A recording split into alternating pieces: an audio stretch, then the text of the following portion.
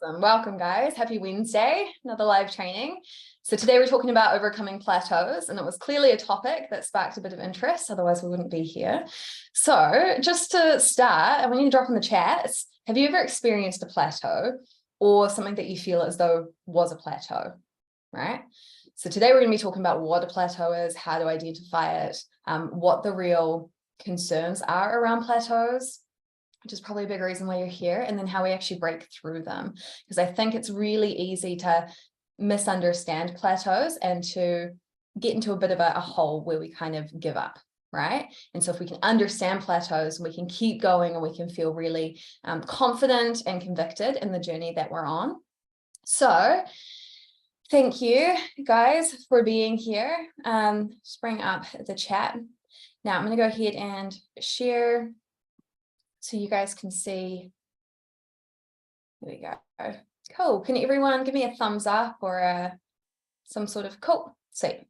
So basically today we're talking about defining a plateau, actually understanding what a plateau is, factors that will contribute to a plateau, overcoming the plateau, which is I'm sure the juicy stuff you're actually here for.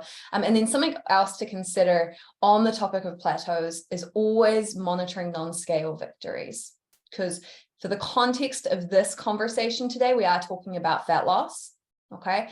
And so it is important to understand, like, this is the context of which we're talking about plateaus, and every definition and all of the information that is to come is related to fat loss.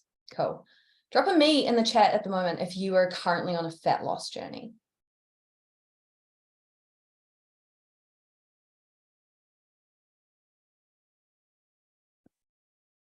Cool. Me. Cool. Okay. Awesome. So all of us here. So it is the reason why I think this topic's really important, why I wanted to highlight it today, is because I'm sure you can appreciate if you've been in a plateau before, you felt like you've been in a plateau, it can feel really frustrating and really demotivating, right? Give me a nod if you've ever been there where you're like, man, this is just, am I doing the right things? And that's kind of the feelings we want to avoid, because it's when we feel frustrated and demotivated that we do kind of throw it out the window. But I want to highlight that it's actually really common. It's really common for everyone on a weight loss journey to notice that their weight loss slows down or even stops, even if they're still trying to eat fewer calories, right? And for those of us that are building sustainable, healthy habits around our nutrition, around our exercise, around just our general physical activity, and sleep and stress and all of these kind of lifestyle factors that are the backbone of this journey, it can be really confusing actually to see our weight go down for some time and then kind of remain the same, if not fluctuate in the direction we weren't really anticipating it to fluctuate in, right? So this is known as a weight loss plateau. And like I said, it can be really demotivating, but it's essential to understand the science behind why this happens and how we can get past it so that we can feel that confidence, feel that conviction in our journey and really stick with it. Because as we know, consistency is key. So defining a weight loss plateau, right? A weight loss plateau, it's really important to have a definition here, because it's really important to have absolute certainty that you are actually in a plateau if you're on a weight loss journey. And I want to make it super clear that it's going to happen. You are probably going to have many plateaus. And later in this presentation, I'll talk about how that's actually a good thing. Okay. So it's important to kind of like not internalize this plateau as a you problem, but also just understand like it's an expected and it's a normal part of losing weight over the long term. And long term and consistency are two of my favorite words. So I'm hoping if you're on this call, you vibe with that sort of, I'm not here to sell you a quick fix diet or give you, I don't know, barley belly to get through your damn plateau. Like, we're not going for that kind of approach here. We're going for the kind of fat loss that stays off. Okay. So it's really important to understand that it's normal. It's part of this journey. But that said, it can be really easy to start second guessing yourself and question whether or not you're actually doing the right things, particularly when the weight doesn't seem to move for an extended period of time. So a lot of us may experience like a 4-week sort of plateau, But in my experience, weight loss plateaus can actually last as long as 8 to 12 weeks. And if you've heard that and gone, damn, that's a really long time, like it can be. And it's often why we find ourselves struggling to stay motivated, because if you're in a plateau, like a genuine plateau for a month or 2 months or even 3 months, you may feel like you're getting nowhere. But this is where having a coach, having an accountability partner, having some form of support and reassurance during this time is actually really important. Otherwise, it's super easy to give up. So this is what I want you to understand here as being a normal part of this process. We often expect our journey to go like it does on the left, beautiful straight line all the way down, when in reality, it doesn't work like that. And if you've had any unsuccessful weight loss efforts in the past, you know how hard it can be to continue losing weight and keep it off. Fat loss is often a short-term experience, but highly associated with weight regain. Has anyone here ever been really successful on a weight loss journey and then kind of found yourself trending back to where you came from, either by a little bit or getting right back to where you started, or even overshooting? Anyone ever experienced that?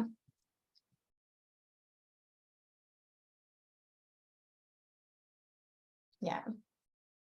Yeah, super normal. Yeah, a couple kilos. Yeah. So the ideal weight loss journey, and this is often what we need to properly compute in our head, is that an ideal weight loss journey looks like the journey on the right. It's phased with periods of losing body fat and weight maintenance until we reach our goal weight. This is really important because we need to understand our body is always trying to conserve where we are.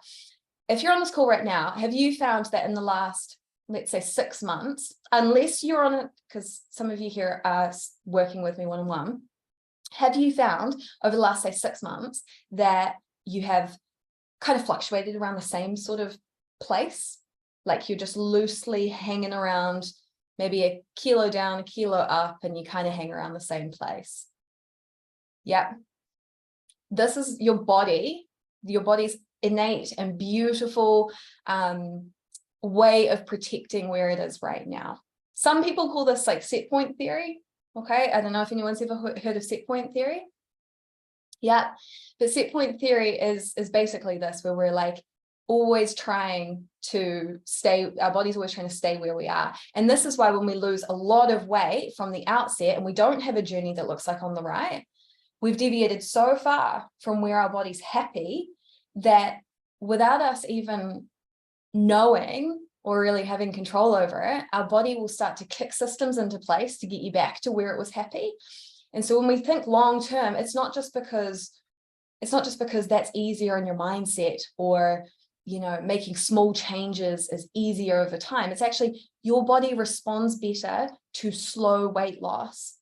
If you want to lose weight for an event and you don't care about gaining it back, cool, you can lose weight in the short term, but understand there will be that rebound. And if you're okay with that, that's a perfectly fine approach. But if you're looking for sustainable fat loss, taking it nice and slow is going to train your body basically to adapt to its new body fat percentage or its new weight. Am I making sense so far? Yeah, cool. So if we recap the dieting journey that many of us have probably taken in the past, we see that significant initial weight loss. We lower our calories, we cut the carbs, progress kind of stalls, progress continues to plateau, and then we get disillusioned and we quit. And the stalling part, the plateau, is essential. That's what I really want you to take from this. Just because the scales aren't moving doesn't mean that our body's not adjusting to change. When we are in a weight maintenance spot, it means that your body is adapting to its new normal, right? And we do actually tend to lose weight quite quick in the beginning after making some lifestyle changes. And so we don't often notice it in, say, like the first month, right? It kind of happens after maybe a few weeks. And us females, I always like to track my female clients month on month because we have a cycle, right? And so actually understanding how we fluctuate within that month too, and then taking the average over time, really, really important. So below, like I said, we can see this graph. And what I want you to take away is that this normal part of a journey, a weight loss plateau or a period of stalling is super normal, super cool, to be expected. And we're not going to be having a linear journey. Now, two out of three people reportedly gain weight back after a diet, right? So I want you to be the one of three. This is why we're on this call. So why weight loss plateaus are really important. We kind of just touched on it, but a weight loss plateau doesn't necessarily mean that our lifestyle changes aren't actually working. Like I said, a plateau can last anywhere from 4 weeks to 12 weeks. And if they're a result of, say, reaching our set point weight, then it's a necessary part of our body adjusting, and it's readjusting and it's resetting, okay? So the weight maintenance phase or the weight loss plateau is really essential to allowing our body to adapt. And if we ignore it, we will probably end up in this monumental battle of trying to fight our body and fight our evolution. Politics aside, I don't know what you believe, but from an evolutionary point of view, it does make sense, because for our ancestors, periods of weight loss generally indicated that times were no bueno. We were starving, there was a lack of food. Like, it wasn't a good thing to have a lack of resources, and losing weight is naturally a byproduct of that. So therefore, our body would try its best to hold on to the energy stores that we already have. And this gets achieved by lowering our BMR, our basal metabolic rate, which is the primary source of energy expenditure throughout our day. And our BMR measures the energy that our body requires basically to keep the lights on at rest. So if you're unfamiliar with your BMR, that's what it is. If you were to lie in bed all day, like a vegetable, you would still require most likely 1,100 to 1,200 calories just to keep the lights on. If you were part of my live, I think it was 2 weeks ago, we spoke about how starvation mode's not a real thing. If you stop eating, you will die. But your BMR will adapt to try and prolong that death, okay? So it will kick in functions that make you hungrier, make it harder to stick to a diet, so that we can avoid basically this happening, this impending death, which our body doesn't understand, that we live in 21st century, we're grown-ass women and we have access to money and food all the time. Our body doesn't know that. So if we starve it, it just does what it does best, and it tries to keep us alive. Okay, making sense? Cool. Yeah. Now, identifying signs of a plateau, how to actually know that you're in a plateau, right? We've kind of talked about why we don't want to be in a plateau, why we should expect one. But it's also really important to understand, like, am I actually in a plateau? And there's a couple of questions that I think are really worth asking here. And the first one is the most obvious one, and that is, am I actually being consistent? We can think we're being consistent, and yet if we're not measuring things, we're not managing things, right? And I'm not talking about being consistent for a week. I'm not talking about being consistent for 2 weeks. If you have spent the last 2 to 3 months really trying to lose weight and nothing's happened, then maybe there's something else going on. But the biggest place to start is actually, am I being consistent, or am I just thinking I'm in a plateau? Okay. And that can be a hard question to ask ourselves because it does require a bit of honesty. But if you can hand on heart say, yes, I'm being consistent, I'm either following my coach's plan or I'm on a plan that I'm confident should work, awesome. Then you might be in a weight loss plateau. So a weight loss plateau can be either weight, literally the scale's not coming down, or centimeters are not coming off. And there's a very big difference there, because we're talking about fat loss, not necessarily just talking about weight loss. Like I said, you go get Bali belly, drop 5 kilos tomorrow. If you want to lose fat, centimeters can also be a really good indication of progress. And so if the scale's not moving, but your centimeters are changing, you are absolutely not in a weight loss plateau or a fat loss plateau, because you are losing fat. We can see that because we're measuring things, right? Measuring our body, taking progress photos, maybe tracking our food in some way, shape, or form, whether it's calories, macros, or just taking photos and being aware of food, okay? So you could be in a weight loss plateau if you're not losing centimeters and you're not losing scale weight. or because of reasons we will talk about in the next slide. So if you've already lost, say, between 5 to 10% of your body weight, like it says on the screen, then yeah, you could be in a weight loss plateau because your body's adjusting, like that graph, right? You lose 5%, you want to hang out there. You want to lose another 5%, awesome, depending on how big your goal is, right? You're starting to feel more hungry, even though you haven't actually changed any of your portion sizes or the types of food you're eating. That can also be a sign that you're in a bit of a plateau because your body is kicking in those evolutionary processes and going, hey, we're not getting enough food. Let's try and get back to where we were. Feed more, gain the weight back, body's happy. You're running out of energy and you feel more tired compared to usual, or you feel a large amount of your mental energy is just completely focused on your weight. Ironically, the more we try to control things, the less control we tend to have. Cool. So looking at those signs, can anyone say that they feel like they're in a weight loss plateau at the moment, or do you feel like your journey is going pretty well? Give me a thumbs up or a thumbs down. Okay. Cool. We got some moving thumbs. Awesome.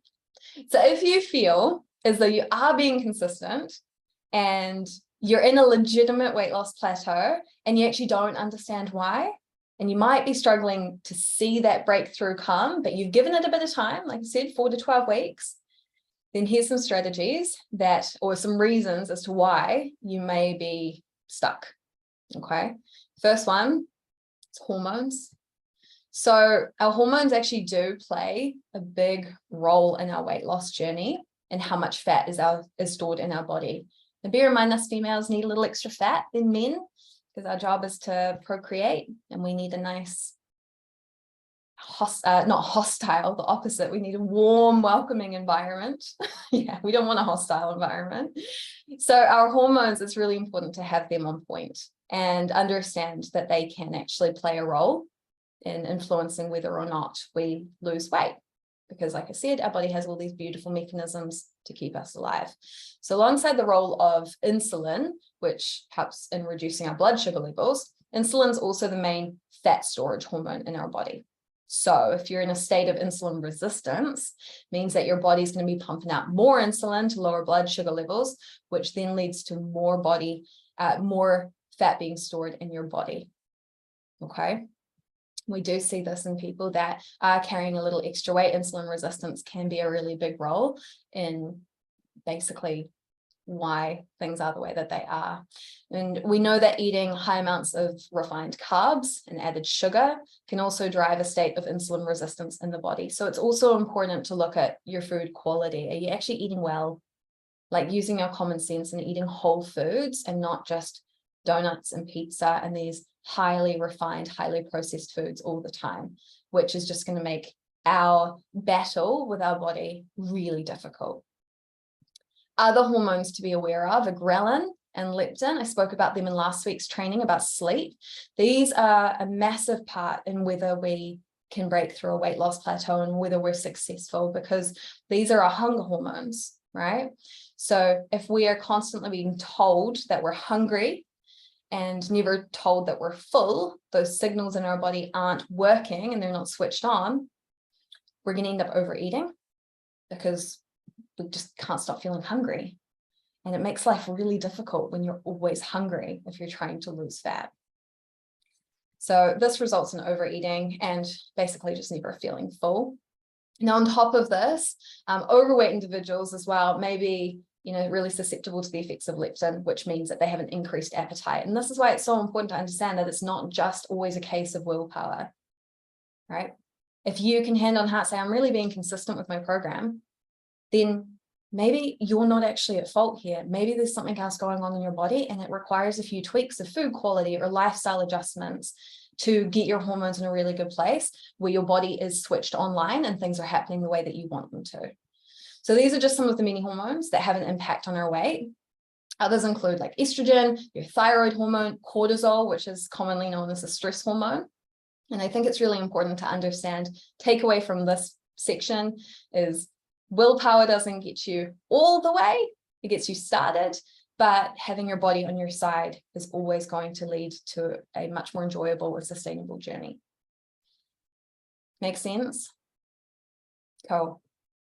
So another thing to look at, and why potentially you might not be seeing the progress you want, and again, we kind of touched on this, is because you're only looking at the scale.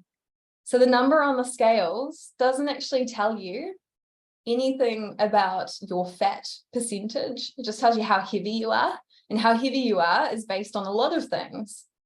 How much hair's on your body, how much muscle's on your body, your organs, your hydration levels, where you are at in your cycle, how much food you've got in your stomach. I probably just ate like 300 grams worth of mass. That's sitting in me. I didn't just gain 300 grams of fat. And when I poop it out, I'm also not going to have lost 300 grams of fat, right? So understanding that the scale doesn't tell the whole picture, and this is why it is so important to take measurements, to take progress photos, and actually understand body composition, not just body weight. So if you're feeling like the scale's not moving, but you're seeing progress in your clothing and in your measurements, you're definitely not in a plateau. You're seeing good progress and you're losing fat. The same goes, and I haven't written it on here, but the same goes for if you're hitting PBs in the gym, if you're making progress in other areas of your journey that aren't just scale related, you're making progress and you haven't plateaued. If you feel as though your centimeters aren't moving, the scale's not moving, but you're still getting stronger in the gym, chances are you might be building some muscle, and that will not show up as progress on the scale. Because as we build muscle, we build tissue, and tissue weighs something. Cool? Yeah.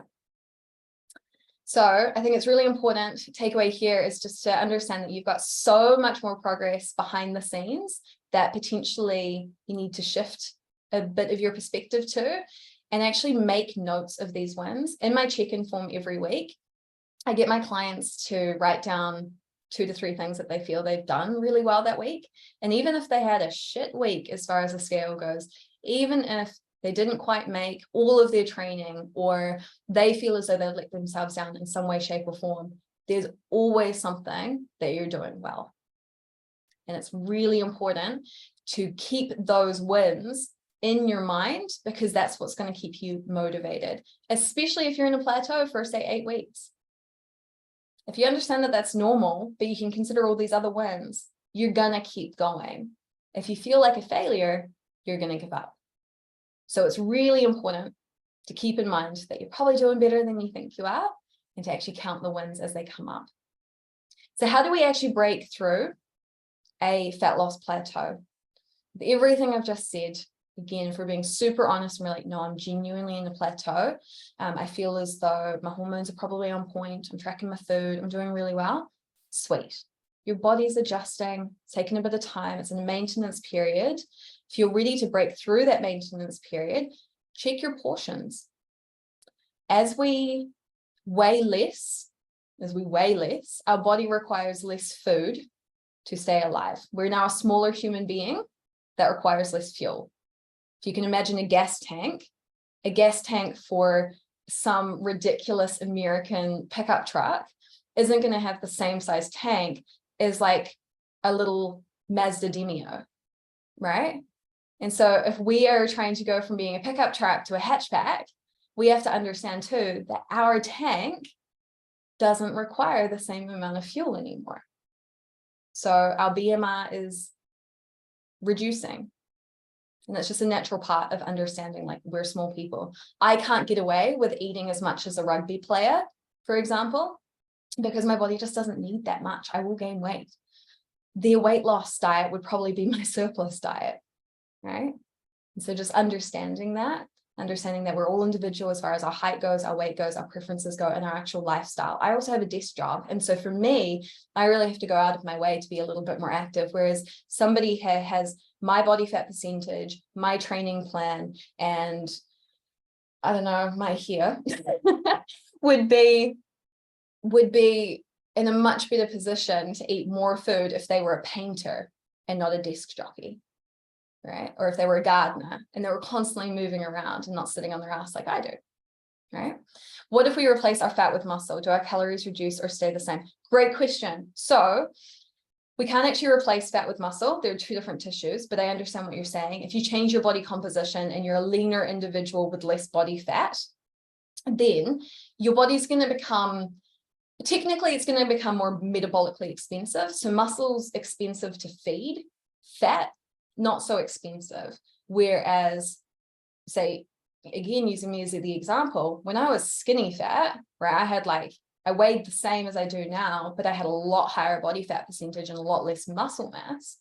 I couldn't eat as much because my body didn't require that kind of energy. And so I've made my body more expensive by putting on more muscle and losing more body fat. It is small, but it does play a role. And so that's why we can see like really muscular individuals. If anyone here has like my partner is jacked and he does nothing. He used to work out a lot. And so he's got this muscle mass that just somehow sticks to him, regardless of whether he trains or not. And he just needs more food to keep that muscle on his body. So always put muscle on your body. As a female, you won't get bulky. You're going to get lean and you're going to become more metabolically expensive. Does that answer the question? Cool. Another thing to look at if you are looking for strategies to break through is adjust your macros. Maybe it's not actually the calories you're eating. Maybe it's the types of food that you're eating. And so our macros are our protein, carb, and fat. Alcohol is like a fourth one. If you're in a plateau, alcohol would be the easiest thing to cut out because it doesn't fill you up and it's just kind of empty calories. So looking at your macros would be a really good place to start. Am I actually eating enough protein? Am I eating carbs around my training? Like, am I fueled for my training? And am I putting all the pieces together, basically, as far as like, I'm not eating like an asshole, I'm not overeating, and I'm eating enough of the good stuff to keep me full and keep me on my plan, right? You gotta stay hydrated as well. Water is so important. I think we overlook the simple fact of actually just drinking enough water.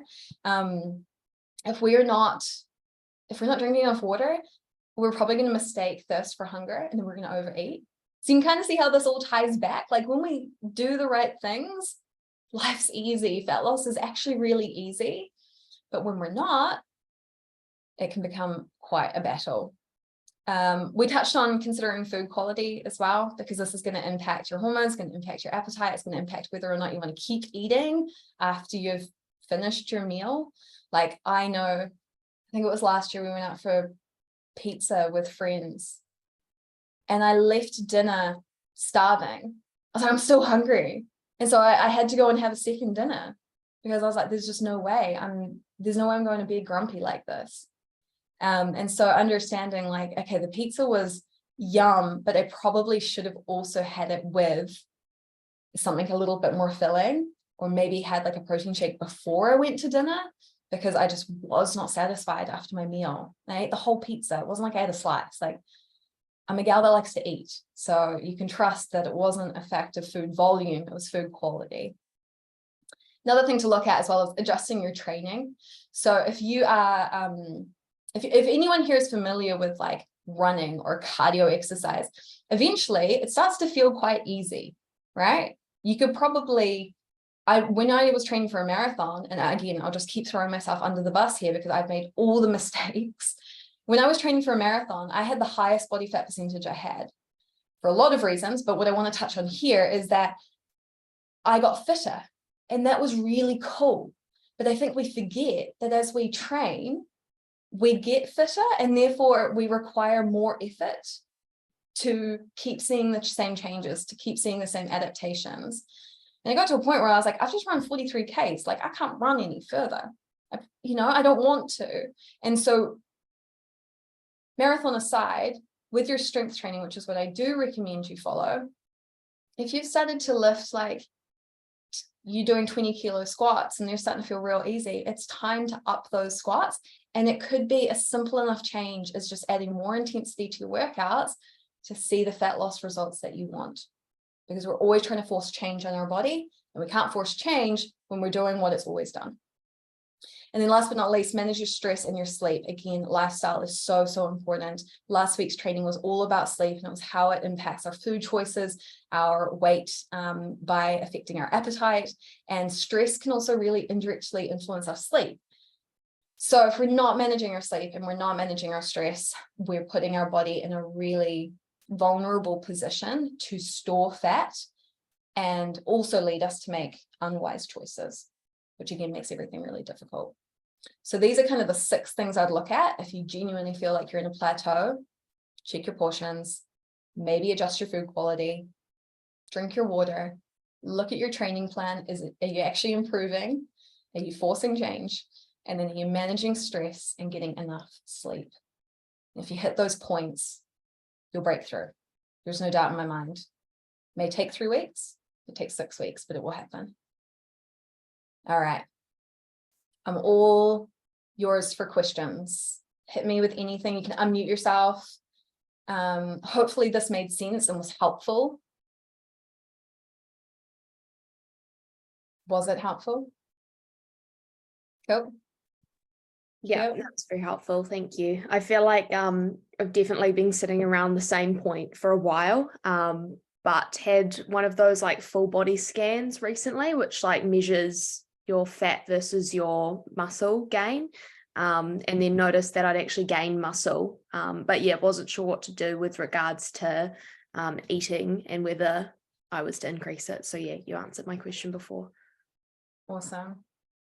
And sometimes too, I think maybe this should have been part of the presentation. Sometimes we actually need to eat a bit more food, right? If we're constantly under fueling and we feel like we're doing all of the things, you're like, I'm going to all the classes, I'm doing all the runs, I'm doing my strength training, I'm ticking the boxes. You may actually need to take out. You might be like, take out a class so your stress hormones can come down. It could be skip the 6 a.m. workout and get some more sleep. It's all a puzzle. And this is where making it really contextual to you, and why like I exist is because there's not one shape fits all. We all have different jobs and heights and histories. And your history is also going to play a really big role in your fat loss journey. Like if you're chronically dieted, you probably need to just maintain a level of like balance for your body to adjust. That makes sense? Yeah. Yeah. See phenomenal results. I actually had a really great chat with Gracia, who's on the call here yesterday, and I said, most ladies I start in my coaching, we actually start eating more, because if you're already restricting and you're already doing all the things, it's like, then we need a different approach. It's actually a case of like fueling what you're doing. Because when we're underfueled and we're underslept and we're stressed, which is the case for most working women in their like 30s, right? Is we've got so much going on that we can't actually give our all to our diet. We can't give our all to our training. And then by default, we're not going to get the results. So we're kind of not showing up with a full tank. And I'm all about that full tank. How long is it actually safe to stay in a calorie deficit for? I know that's probably different for everyone. No, it's a great question. Yes, it does depend on the person. However, as a general rule of thumb, and I feel really confident saying this after helping so many people do it, is I'd start you around 8 weeks if you were quite lean, right? But you can safely go 12 to 16 weeks for being in a calorie deficit. There's also the question, and we actually spoke about this again, Gracia and I yesterday, about how a lot of women need to eat a little bit more food and would see phenomenal results, not from having a calorie deficit, but just from adding strength training. Because we're looking for fat loss, not weight loss. And so if you can just eat enough to fuel your life, have a social life, enjoy what you're doing, and then you start creating some change in your body by building the muscle that Maddie brought up, you're going to see the fat come off. And that's what we call a body recomp. So we're not actively trying to be in a big surplus, and we're not actively trying to be in a big deficit. It's more about actually just changing how our body's made up, rather than trying to drop weight or, gain weight. Yeah, people do go through, yeah, exactly, cutting and bulking phases, 100%. So for example, I've been training a really long time. I'm quite a lean individual. I would benefit from quite a big surplus for an extended period of time, like 6 to 12 months. If I was really serious about like putting on some more size, which I'm not, because my goals are really climbing focused at the moment.